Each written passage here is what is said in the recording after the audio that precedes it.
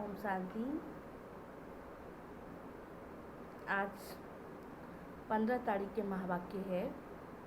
बाबा ने कहा, मीठे बच्चे, बाप आए हैं तुम्हें ज्ञान का तीसरा नेत्र देने,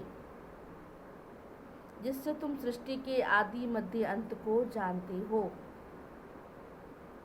प्रश्न है, शेरनी शक्तियाँ ही कौन सी बात हिम्मत के साथ समझा सकती हैं, है ना। शिव शक्ति, पांडव सेना, बाबा कहते तुम सब बच्चे हो, तुम शेरनियाँ हो, तुम कौन सी बात दूसरों को अच्छे से समझा सकती हो। तो बाबा ने उत्तर में कहा, दूसरे धर्म वालों को भी समझा सकती हो।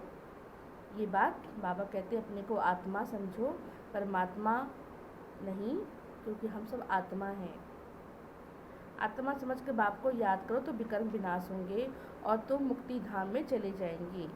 परमात्मा समझने से तुम्हारे विकर्म विनाश नहीं होते। जब हम सोचते हैं हमारे में ही भगवान है तो विकर्म विनाश कैसे होंगे। जब आत्मा समझेंगे तभी परमात्मा को याद करेंगे, तभी हमारे विकर्म क्या होंगे, विनाश होंगे। तो परमात्मा समझने से तुम्हारे विकर्म विनाश नहीं होते। ये बात बहुत हिम्मत से शेरनी शक्तियाँ ही समझा सकती हैं। समझाने का भी बाबा कहते अभ्यास चाहिए। रोज़ सुनाएंगे किसी को तभी हम किसी को ज्ञान दे पाएंगे ना। गीत है, नैनहीन को राह दिखाओ प्रभु, पग पग ठोकर खाऊं। बाबा कहते हैं ना, ये दो आंखें तो सबके पास है, पर ज्ञान का तीसरा नेत्र नहीं है, इसलिए पग पग ठोकर खाते रहते हैं। तो बाबा से बच्चे क्या मांगते हैं, हे भगवान हमें तीसरा नेत्र दो जिससे हम ठोकर ना खाएं। ओम शांति। बच्चे अनुभव कर रहे हैं, रूहानी याद की यात्रा में कठिनाई देखने में तो आती है। जब हम याद करने बैठते हैं तो मन इधर उधर भागता है ना, फिर उसको सेट करने में टाइम तो लगता है, लेकिन सफलता ज़रूर मिलेगी। भक्ति मार्ग में भी हम कितने ठोकर खाते थे, पैदल यात्रा करते थे और भूखा रहते थे, गंगा स्नान में ठंडे ठंडे पानी से स्नान करते थे। यहाँ तो बाबा कहते बच्चे तुम्हें रोज़ ज्ञान स्नान करता हूँ। ये ज्ञान मुरली हमारा क्या है, ज्ञान स्नान है। जब बाबा से हम रोज़ सुनते हैं, इससे हम पावन बन जाते हैं। अनेक प्रकार के यज्ञ तप आदि किए, शास्त्र पढ़े, जिस कारण ब्रह्मा की रात कहा जाता है। कहते हैं ब्रह्मा का दिन, ब्रह्मा की रात। सतयुग त्रेता दिन होता है, द्वापर कलयुग रात होती है, जिसमें हम ठोकरे खाते हैं और गिर भी पड़ते हैं। फिर से बाबा आते हैं हमें उठाने के लिए।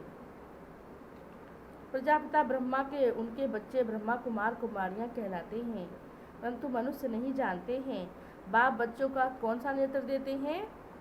जो फोरहेड के बीच में कहते हैं दिव्य नेत्र कहते हैं, सूक्ष्म कहते हैं। तो बाबा कहते हैं वो यहीं पे निवास करते हैं, यहीं से हम देखते हैं, बोलते हैं, सुनते हैं।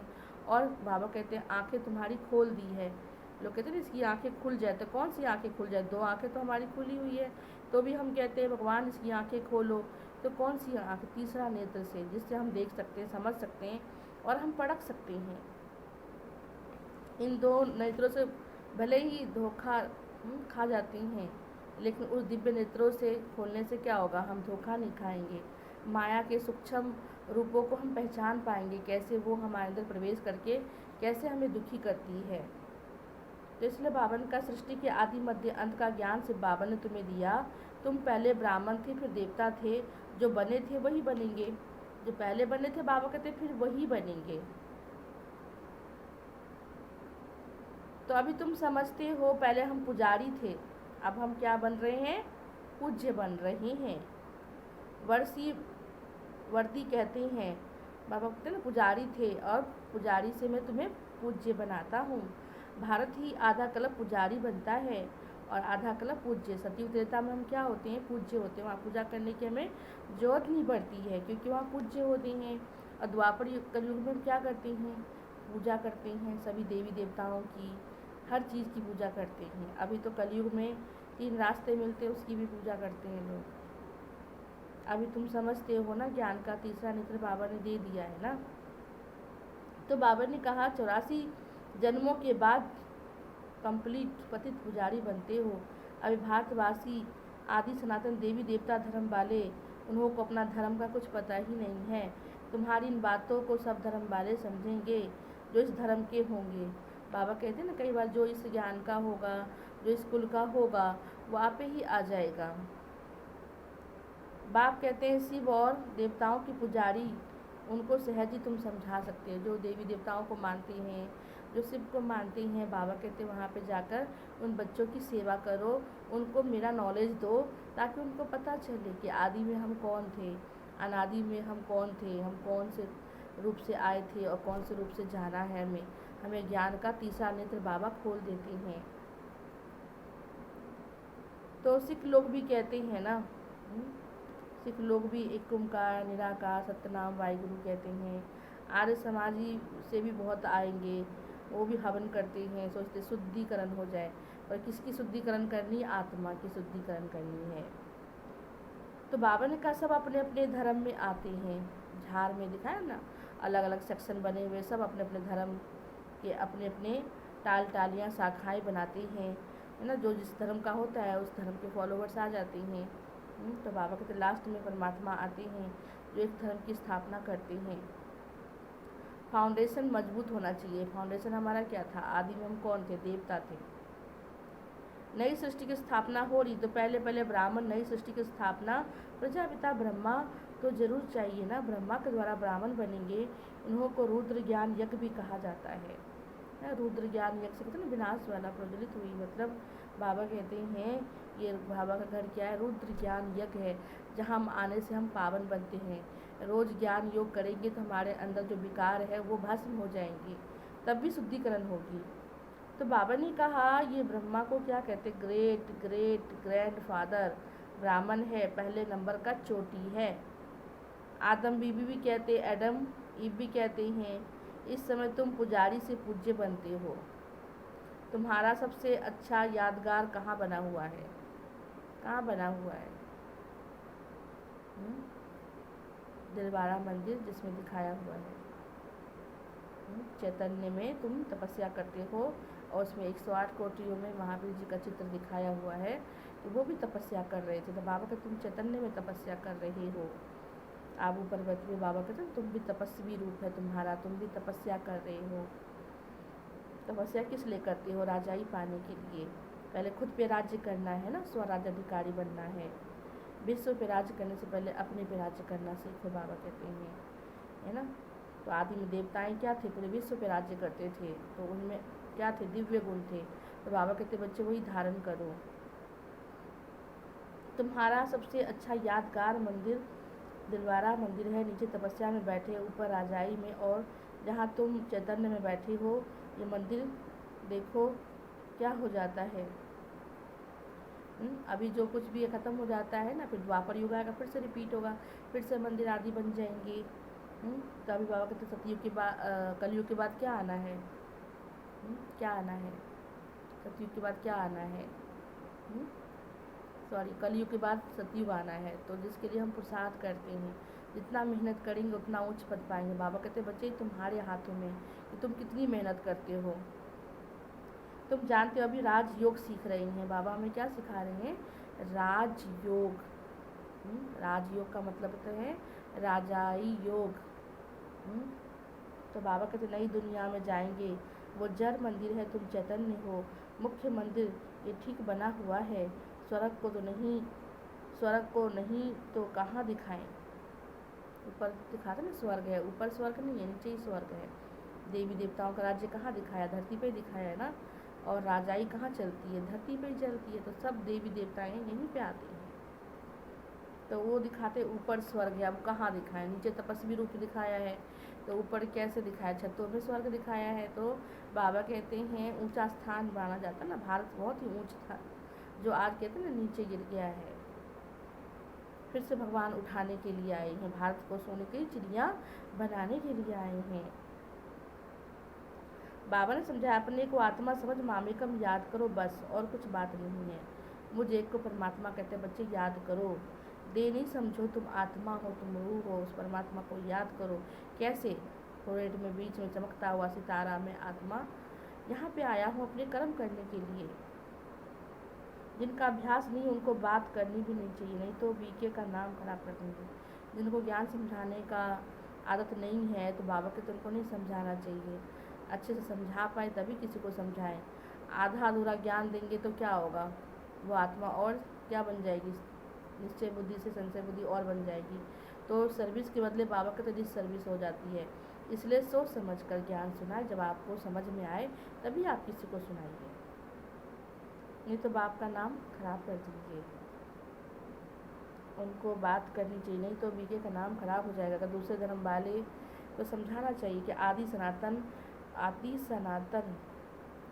यदि तुम मुक्ति धाम जाना चाहते हो तो अपने को आत्मा समझो और बाप को याद करो। परमात्मा समझने से विकर्म विनाश नहीं होंगे। जब हम क्या समझेंगे, आत्मा समझेंगे, तभी विकर्म विनाश होंगे। देह समझने से विकर्म विनाश नहीं होते हैं, और ना परमात्मा समझने से। हम कहें मेरे में भगवान है तो फिर मैं किसको याद करूं, कैसे मेरे विकर्म विनाश होंगे। तो अपने को आत्मा समझ परमात्मा को याद करेंगे तो जन्म जन्मांतर के पाप कट जाएंगे और मुक्ति धाम में चले जाएंगे। तुम्हारे लिए मन मनाभव का मंत्र सबसे अच्छा है, परंतु बात करने की हिम्मत चाहिए, सेधनी शक्ति चाहिए ना, सेधनी शक्ति चाहिए, जिससे हम विश्व के क्या कर सकते हैं, माया के चंगों से छुड़ा सके और अपने में शक्ति भर सके, दूसरों को भी शक्तियाँ भर सके। इसलिए बाबा कहते हैं स्वर्ग आना है, स्वर्ग में चलने की तैयारी करनी है तो अपने में हिम्मत रखो, सबको समझाने की हिम्मत, सबको आत्मा का ज्ञान देने का। जो इंसान भटके हुए हैं, जो खुद को भी नहीं जानते हैं, तो स्पिरिचुअल नॉलेज देवें। बाबा को तो जानते ही नहीं, ब्रह्म को भगवान समझ क्या देते हैं, उनको याद करो बस। ये मंत्र देते हैं जैसे किसी चिड़िया को अपने पिंजरे में डाल देते हैं, तो ऐसे ऐसे समझाने में टाइम लगता है। बाबा ने कहा हर एक चित्र के ऊपर लिखा हुआ है, धीरे धीरे समझते ना ज्ञान को। शिव भगवान ने वाच, भगवान स्वयं आके अपनी पहचान देते हैं, इसलिए उन्हें क्या कहते हैं, स्वयंभू कहते हैं। जो भू यानी धरती पे आता है हमारे लिए, हमें यहाँ से ले जाने के लिए। तुम जानते हो इस दुनिया में धनी बिगड़ निधन के हैं, ऐसा कोई नहीं होता है, लड़ते झगड़ते हैं। तो क्या कहते, तुम्हारे ऊपर कोई है नहीं क्या? तो हम भी कितना लड़ते झगड़ते थे। बाबा कहते अब मैं आया हूँ तो तुम लड़ाई झगड़ा नहीं करो, प्यार से रहो। पुकारते हैं तुम मात पिता हम बालक तेरे, तुम्हारी कृपा से सुख घनेरे। अच्छा, उनका अर्थ क्या है, ऐसे ही बोलते रहते हो तुम्हारी कृपा से सुख घनेरे। कभी तो भगवान ने बहुत सुख दिया होगा, अथाह सुख दिया होगा, तभी तो हम उस सुख को याद करते हैं। भगवान आपने कितना सुख दिया था। तो आत्मा आज भी देखो स्वर्ग का नाम सुनती है या सुख का नाम सुनती है तो कैसे हो जाती है, आनंदित हो जाती है। स्वर्ग का नाम सुनने से ही बाबा कहते बच्चे तुम्हारा मुख भी क्या हो जाता है, मीठा हो जाता है। तो इसलिए बाबा कहते हैं बच्चे, तभी बाबा कहते हैं तुम्हारे मुख में क्या कहते हैं कई बार बाबा, गुलाब जामुन। इसलिए बाबा कहते हैं सुख घनेरे मिलता है। पावन दुनिया को स्वर्ग कहा जाता है, यहाँ कोई सतो प्रधान ना हो सके। सतयुग में सतो प्रधान थे, वही तमो प्रधान पतित बन जाते हैं। क्राइस्ट की पिछाड़ी तो उनके धर्म वाले आते हैं, वह तो पहले सतो प्रधान होंगे। जब लाखों के अंदाज में होते तब लश्कर तैयार होता है, लश्कर बादशाही लेने के लिए। तो शुरू शुरू में आते तो उनके भी फॉलोअर्स कम होते ना, आज देखो कितने ज़्यादा हो गए हैं। तो उनको सुख भी कम मिलता है, दुख भी कम मिलता है। जो जितनी देर से आता है वो कितने दिन रहेगा, थोड़ी दिन रहेगा फिर चला जाएगा। तो बाबा ने कहा देखो बाकी सब धर्म वालों को स्वर्ग थोड़ी आती हैं। भारत जब स्वर्ग था तो उन जैसा पावन खंड कोई था ही नहीं। जब बाप आते तब ईश्वरीय राज्य की स्थापना होती है, वहाँ लड़ाई की बात नहीं होती है। लड़ना झगड़ना तो बहुत पीछे होता है, लड़ना झगड़ना तो होता ही नहीं है। बाबा कहते हैं जब तक डबल अहिंसक नहीं बनोगे मैं तुम्हें नई दुनिया में ले कैसे जाऊँगा। अगर वहाँ पर जाना है तो पावन तो बनना पड़ेगा, डबल अहिंसक भी बनना पड़ेगा ना, तभी जा सकेंगे। लड़ना झगड़ना तो पीछे शुरू होता है। भारतवासी इतना लड़े, थोड़े आपस में लड़कर अलग हो गए। द्वापर में तो एक दो के ऊपर चढ़ाई कर देते थे, वे राज्य लेने के लिए क्या करते थे, चढ़ाई कर देते थे एक दूसरे पे, उनका राज्य छीन लेते थे। उन पर राज्य क्या करते थे, आक्रमण कर देते थे, फिर जीत लेते थे, फिर उनको गुलाम बना लेते थे। तो बाबा कहते पहले राज्य ऐसे लेते थे, लेकिन सिर्फ बाबा जो हमें राज्य दे रहे हैं किसी को मार के नहीं लेना है, डबल अहिंसक तरीके से विकारों को जीतना है और फिर हमें अपने बादशाही लेनी है परमात्मा से, जो भगवान हम बच्चों को देने के लिए ही आए हैं। तो कभी भी कोई बात हो जाए तो बाबा कहते लड़ो झगड़ो नहीं, अपने स्वरूप में टिक जाओ। आप आत्मा हो, आत्मा का स्वधर्म शांति होता है, न कि शांति फैलाना होता है, लड़ना झगड़ना होता नहीं ना। तो आत्मा शांत स्वरूप आत्मा है, शक्ति स्वरूप आत्मा है, प्रेम स्वरूप आत्मा है, सब तो मेरे अंदर ही है, बस उसे महसूस करना है कि मेरे में ये चीज़ है ना। जैसे किसी के पास कुछ होता है मालूम नहीं होता है, यूज नहीं करते, जब यूज करेंगे तभी तो उसका आनंद आएगा ना। तो हमारे अंदर सातों गुण है लेकिन हम बाहर ढूंढते हैं। इसलिए बाबा कहते हैं बच्चे अपने अंदर देखो तो आपको महसूस होगा आप कितने शांत हो, आप कितने सुखी हो, आप कितने आनंद स्वरूप हो, पवित्र स्वरूप हो। कोई बाहर से शक्ति थोड़ी ना लानी है, ये तो सब आपके अंदर ही है, बस उसे महसूस करना है कि मैं कौन हूँ। चमकता हुआ सितारा हूँ, क्यों आया हूँ, यहाँ कर्म करने के लिए आया हूँ। कर्म क्षेत्र पर सब विभिन्न रोल कर रही हैं, मैं भी अपना रोल कर रहा हूँ। पर क्या होता है, अपना रोल छोड़ के हम दूसरे का रोल बड़े ध्यान से देखेंगे तो उससे क्या होगा, हमारा नुकसान होगा, है ना। इसलिए बाबा हर बात पे अटेंशन दो, तभी तो जगत जीत बनेंगे ना। तो बाबा ने कहा देखो चढ़ाई करके राज्य लेते हैं, लिखना चाहिए भारत तो स्वर्ग था सो नर्क कैसे बना। आकर समझो भारतवासी सतगति में थे दुर्गति में कैसे आए। अब सतगति को पाने के लिए बाप ही नॉलेज देते हैं, मनुष्य में ये रूहानी नॉलेज होती नहीं, ये होता है परम पिता परमात्मा में। बाप ये नॉलेज देते हैं आत्माओं को, बाकी सब मनुष्य को ज्ञान देते हैं। दुनिया में देखो ना पढ़ाई पढ़ाते हैं, मनुष्य पढ़ाते हैं, यहाँ स्वयं परमात्मा जो ब्रह्मा के तन में आकर गुप्त रीति से हम बच्चों को ज्ञान दे रहा है। बाबा कहते बच्चे आकर ले लो, अपना अधिकार ले लो, बच्चे ले लो, है ना। इसलिए बाबा ने कहा ज्ञान की पढ़ाई पढ़नी है, पढ़ेंगे लिखेंगे तभी तो क्या बनेंगे, नवाब बनेंगे ना, स्वर्ग की बादशाही मिलेगी। तो बाबा कहते बच्चे मेहनत तो करनी पड़ेगी ना, बगैर मेहनत तो कुछ भी नहीं मिलता है ना। तो इसलिए बाबा ने कहा मनुष्य ने पढ़े हैं, यहाँ तुम्हारी रूहानी पढ़ाई पढ़ाते हैं, पढ़ने वाली तो आत्मा है और लिखने और पढ़ने वाले मनुष्य ही है। परमात्मा को शास्त्र आदि पढ़ने की दरकार नहीं। बाबा कहते हैं वेद इन शास्त्रों आदि से किसी को सदगति नहीं होती, मुझे आकर आप सबको वापस ले जाना होता है। बाबा कहते हैं तुम वेद शास्त्र उपनिषद बहुत पढ़े लेकिन मन के विकार ज्यों की त्यों ही रहे, वो गया ही नहीं, वो कैसे जाएगा, उसके लिए हमें क्या करना होगा। उससे बाबा रोज़ ज्ञान मूल्य में हम बच्चों को समझाते हैं, गाइड करते हैं, कभी पुरुषार्थ के ऊपर, है ना, कभी मूल्य में क्या क्या पॉइंट्स खास आती है, ज्ञान योग कैसा चल रहा है, धारणा कैसी चल रही है, हम दूसरों की सेवा कैसे करें। तो बाबा रोज़ बच्चों को गाइड करते हैं, खान पान की शुद्धि कैसे लाएं। जैसे आज बाबा ने कहा तुम्हें क्या मिलता है मुझसे, सुख घनेरे, तो सुख का अनुभव कीजिए कि मैंने कितना परमात्मा उससे पहले और अब बनने के बाद में हमारे जीवन में क्या परिवर्तन आया, क्या क्या प्राप्तियाँ हुई। तो ये जब सोचेंगे, विचार सागर मंथन करेंगे तो क्या निकलेगा, मक्खन निकलेगा। इसलिए बाबा ने कहा बच्चे ज्ञान सुनने के बाद सिर्फ इसको रखो मत, इसे बार बार करेंगे तो वो पक्का हो जाएगा। अगर एक चीज़ में अगर 4 पेज की मूल्य अगर एक बात भी हम बार बार रिपीट करेंगे तो वो आज के दिन के लिए पक्का हो जाएगा। अगर मान लो सब बातें याद नहीं रहती है तो एक बात जो आपको याद रहे वो अच्छे से ही अपने अंदर घोट लीजिए, और फिर क्या होगा, नशा चढ़ेगा ज्ञान का और धारणा भी हो जाएगी। इसलिए बाबा हमारे फ़ायदे के लिए तो बातें बताते हैं, है ना। तो इसलिए बाबा कहते बड़ी ध्यान देने वाली बात है, एक कलब की बात नहीं कलब की बात है। अगर एक बार हारे तो हर 5000 साल बाद ड्रामा वही रिपीट होके आएगा, तो फिर हम हार जाएंगे। इसलिए अपने को हारने नहीं देना है, रावण माया को जीतना है, और क्या बनना है, जगत जीत बनना है ना। हम नहीं जीतेंगे तो कौन जीतेगा, जिसके ऊपर भगवान का हाथ हो, जीत हमेशा उसी की होती है। इसलिए हमेशा परमात्मा को साथ लेके चलें, उनको अपनी सारी बातें बताएं, रात को सोने से पहले गुड नाइट करें, हाथ पैर धोएं, योग लगाएं, मेडिटेशन करें तो आपको अच्छी नींद भी आएगी, और स्वप्न में भी अगर आएंगे तो अच्छे स्वप्न आएंगे, है ना। तो इसलिए बाबा कहते हैं बस मेरे ध्यान में रहने का अभ्यास बढ़ाओ, ज्ञान का मनन चिंतन करो, तो देखो कितने मक्खन निकलता है ना। तो बाबा कितना बच्चों को समझाते, कितना प्यार से मीठे बच्चे कह के रोज़ बच्चों को समझाते, रोज़।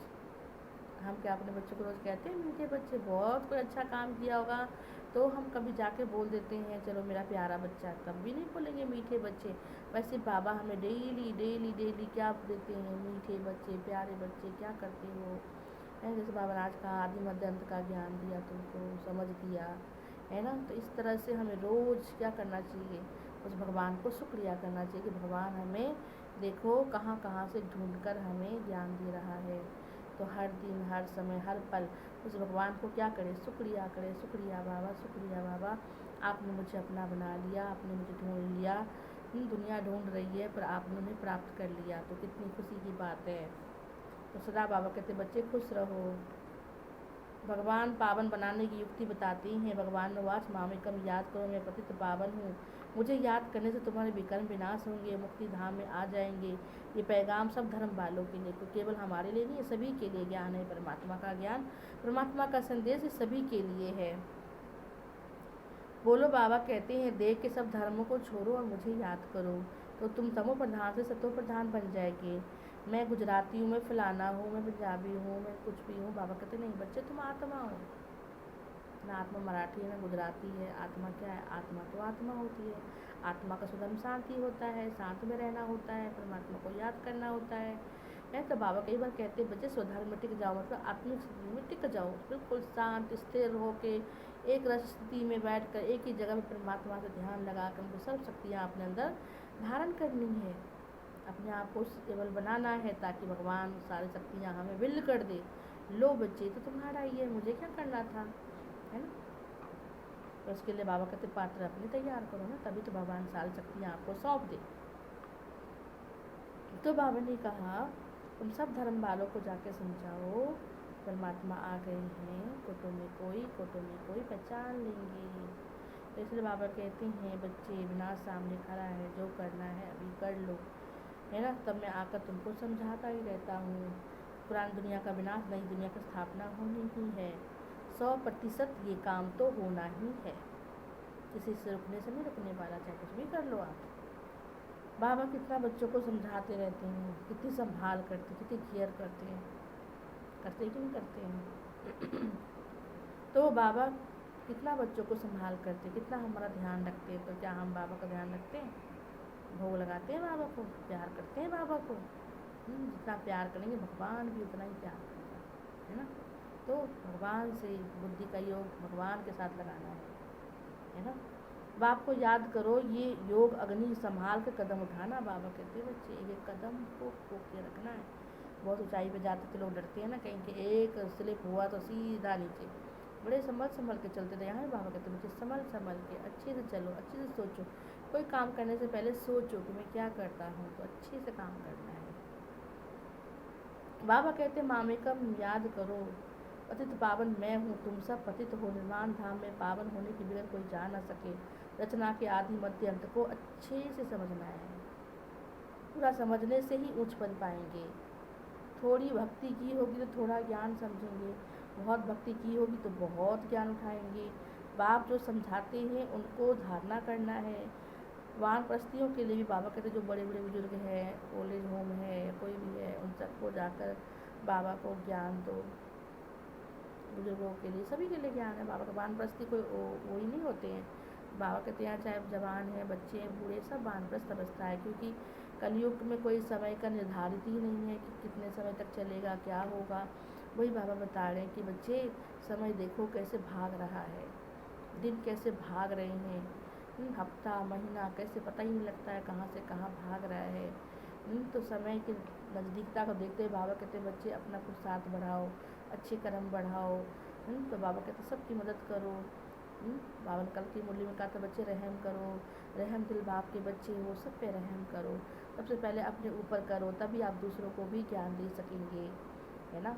इसलिए बाबा हमें बच्चों को ज्ञान से रोज़ श्रृंगार करते हैं। ये ज्ञान श्रृंगार बाबा रोज़ बच्चों से करते हैं। लोग स्थूल रूप में अपने आप को सजाते हैं, बाबा हमें ज्ञान योग से क्या करते हैं, तैयार करते हैं, है ना। अभी हम क्या कर रहे हैं, ज्ञान रत्नों से सज रहे हैं ना, इसका तो कोई मोल ही नहीं। इतना अनमोल ज्ञान बाबा हम बच्चों को देता है, और कैसे कैसे रत्न हम बच्चों को पहनाता है। तो बाबा ने कहा फूक फूक के कदम रखना है, जितना ऊंचाई को जाएंगे उतना बाबा कहते बच्चे फूक फूक के कदम रखना है। पतित पावन मैं ही हूँ, तुम सब पतित निर्माण धाम में भी पावन होने बिगड़ नहीं जा सकते। जब तक हम पावन नहीं बनेंगे तब तक हम परमात्मा के साथ भी नहीं जा सकते। इसलिए बाबा कहते बच्चे पावन तो तुम्हें वैसे भी बनना है, तो क्यों ना तुम योग से पावन बन जाओ। सजाओं से क्यों बने, हम परमात्मा की याद से क्यों नहीं बन सकते पावन। तो थोड़ी भक्ति की होगी, थोड़ा ज्ञान समझेंगे, बहुत भक्ति की होगी तो बहुत ज्ञान का लाभ उठाएंगे। बाबा समझाते हैं उनको धारण करना चाहिए। वानप्रस्थियों के लिए तो सहज है, बाबा के तो बुजुर्ग है, वो तो अच्छे तरीके से धारण कर सकते हैं, क्योंकि लौकिक कार्य से फ्री हो जाते हैं, बच्चों को सब कुछ सौंप देते, तो वो मतलब इसको अच्छे से धारण कर सकते हैं। और जिन्होंने बाबा का भक्ति बहुत की होगी उनको भी ज्ञान बहुत जल्दी समझ में आता है। तो बाप तो समझाते उनको धारण करना चाहिए, वानप्रस्थियों के लिए और ही सहज है। ग्रस्त व्यवहार से किनारा कर लेते, बाबा कहते हैं ग्रस्ती वानप्रस्थियों के लिए तो सहज है, ग्रस्त व्यवहार से किनारा कर लेते। वानप्रस्थ अवस्था कब होती है पता है आप लोग को? कब होती है? जब 60 वर्ष की हो जाती है तब होती है। गुरु भी तब करते हैं, आजकल तो छोटेपन में ही गुरु करा देते, यूँ करा देते, सोचते समय का कोई पता ही नहीं है, भरोसा ही नहीं, कोई गारंटी नहीं है ना, इसलिए कहते हैं जो काम करना है आज ही कर लो। वानप्रस्थ अवस्था 60 वर्ष के बाद शुरू होती है, गुरु भी तब करते, आजकल तो छोटेपन में ही गुरु करा देते हैं, नहीं तो पहले बाप टीचर सतगुरु तो वो परमात्मा है, बाप के रूप में प्यार करता है, टीचर के रूप में पढ़ाई पढ़ाता है, सतगुरु के रूप में सतगति करता है। गुरु भी तब करते जब आजकल छोटेपन में करा देते, नहीं तो पहले बाप टीचर सतगुरु, फिर 60 वर्ष के बाद गुरु किया जाता था। जैसे अब हम फ्री हो गए, अब हम गुरु कर सकते हैं। यहाँ ऐसा नहीं है, बाबा कहते हैं कोई भी हो, छोटा बड़ा जवान, सबकी बाबा कहते हैं वानप्रस्थ अवस्था चली, सबको अच्छे पुरुषार्थ करना चाहिए, सबको मेहनत करना चाहिए, क्योंकि उसके आर्गन्स छोटे, आत्मा तो एक ही साइज की है ना। सदगति दाता तो बाप ही है, अनेक गुरु तुमने किए, ये तो पैसे कमाने की युक्तियाँ भी है, सतगुरु है ही एक, सबका मालिक खुद ही कहते लोग एक है, फिर अनेकों को क्यों जोड़ देते हो? सबकी सदगति करने वाला बाबा कहते हैं मैं तुम सब वेद शास्त्रों का सार समझाता हूँ, ये सब भक्ति मार्ग की सामग्री है ना, सीधी उतरना ही है। ज्ञान भक्ति फिर आता है क्या? वैराग्य। जब ज्ञान मिलता है तब किससे वैराग्य आता? सारी दुनिया से, बुद्धि से। तो स्थूल में हमें किसी को छोड़ना नहीं है, रहना है, घर गृहस्थ में रहना है, पर किसको छोड़ना है? जो मेरे अंदर विकार है, जो हमें तंग करते हैं, जो दूसरों को तंग करते हैं, उसको छोड़ना है। बाकी दुनिया छोड़ के कहाँ जाएंगे? तुम जानते हो दुनिया ही खत्म होनी है, मतलब परिवर्तन होनी है, इसलिए अब बेहद की दुनिया का संन्यास करना है। पवित्र बिन्ने बगैर घर नहीं जा सकते हैं। विष्णु को भी क्षीर सागर में दिखाते ना, आराम से लेटा हुआ है, सतयुग माना क्या है? आराम। इस लड़ाई में मुक्ति, जीवन मुक्ति के गेट खुलते हैं। जितना तुम बच्चे आगे बढ़ेंगे उतना ही आवाज़ निकलता जाएगा। अब लड़ाई लगी कि लगी, एक चिंगारी से देखो क्या हुआ, एक चूँकि जंगल में जाकर चिंगारी लग जाए तो क्या हो जाता है? सब भस्म हो जाता है। तो बाबा कहते देखो दुनिया तो लड़ने को बैठी हुई है, लेकिन हमारा पुरुषार्थ क्या है? 0 लेवल है, तो जो पुरुषार्थ तो बढ़ाओ। कहते तो बाबा सतयुग कब आएगा, स्वर्ग कब आएगा, कब जाएंगे? बाबा कहते हैं मुझे तैयारी की है, नहीं किया है ना, तैयारी तो करो तब तो बोलो। तैयारी कुछ है नहीं, सोच तो कर लेंगे, वो समय भी आ जाएंगे तो कैसे करेंगे? जो करना है कर लो ना। तो अब लड़ाई लगने वाली चिंगारी देखो आगे क्या हुआ था, समझते हैं। लड़ेंगे जरूर, लड़ाई चलती रहती है, एक दो को मददगार बनते रहते हैं, एक दूसरे के मददगार भी बन जाते राजा लोग, बीच में भी लोग उन्हें सपोर्ट करते तो उनको कुछ बना देते हैं, एक दो के मददगार बनते हैं। तुमको भी नई दुनिया चाहिए तो पुरानी दुनिया का परिवर्तन तो होना निश्चित है ना, नई दुनिया बनना तो निश्चित ही है ना। अच्छा, मीठे मीठे सिकिलधे बच्चों प्रति माता पिता बाप दादा का याद प्यार और गुड मॉर्निंग।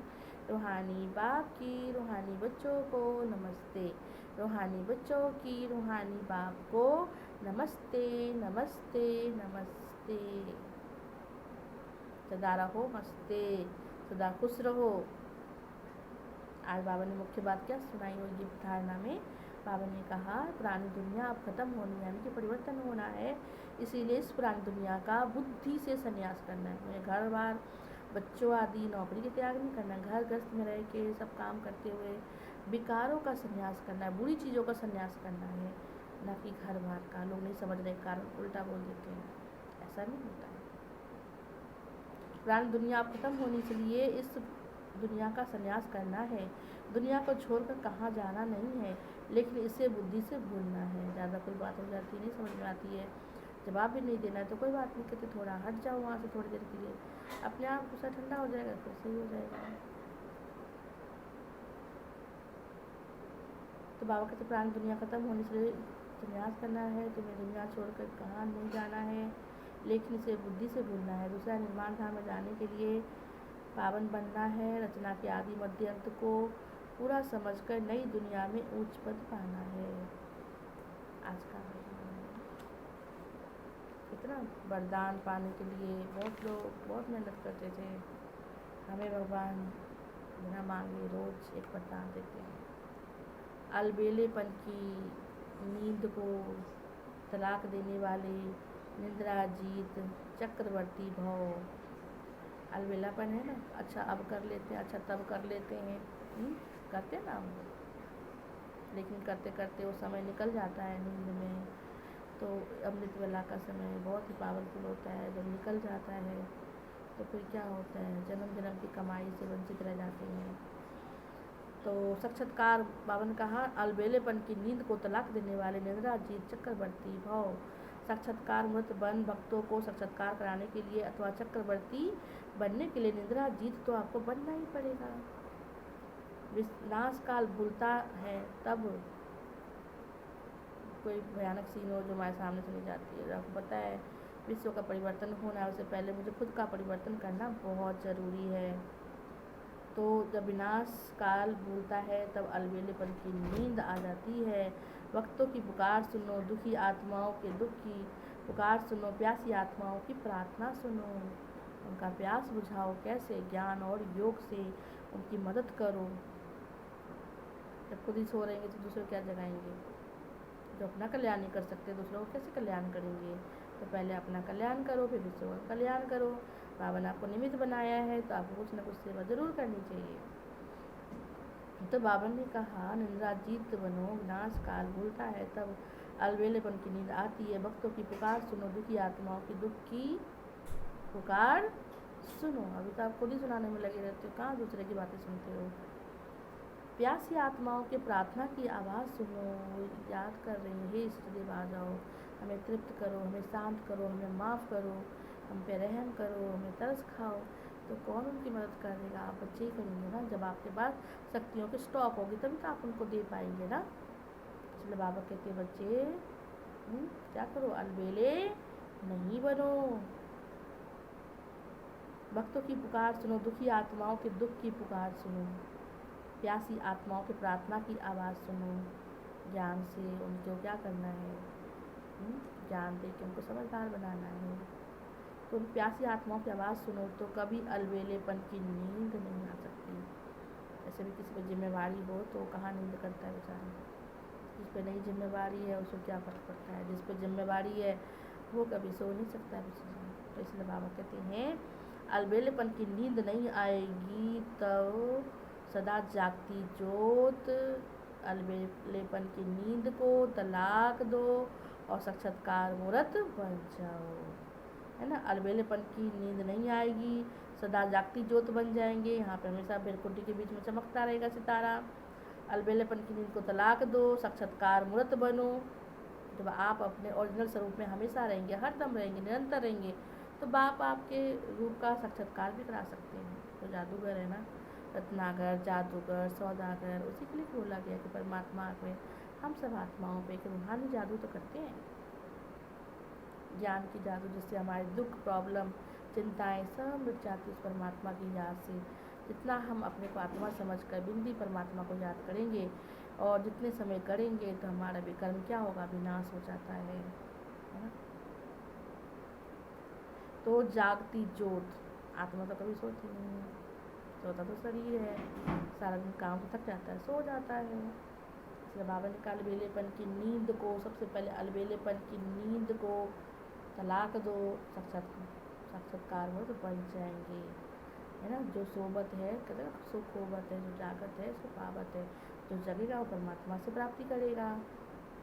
आज का स्लोगन है तन मन धन, तन मन धन, मन वाणी कर्म, किसी भी प्रकार से आपके कर्तव्य में सहयोगी बनो तो सहज योगी बन जाएंगे। कोई ना कोई चीज़ में तो सहयोगी बनना ही चाहिए।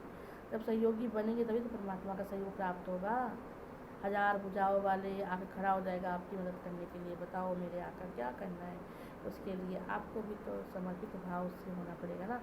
तो तन मन धन मन वाणी कर्म किसी भी प्रकार से बाप के कर्तव्य में सहयोगी बनो तो सहज योगी बन ही जाएंगे। कोई भी कार्य में बाबा के हेल्पर बनते हैं तो बाबा कहते हैं फिर तुम्हें भी 1000 भुजा वाला तुम्हारी मदद करने के लिए बंधा हुआ है।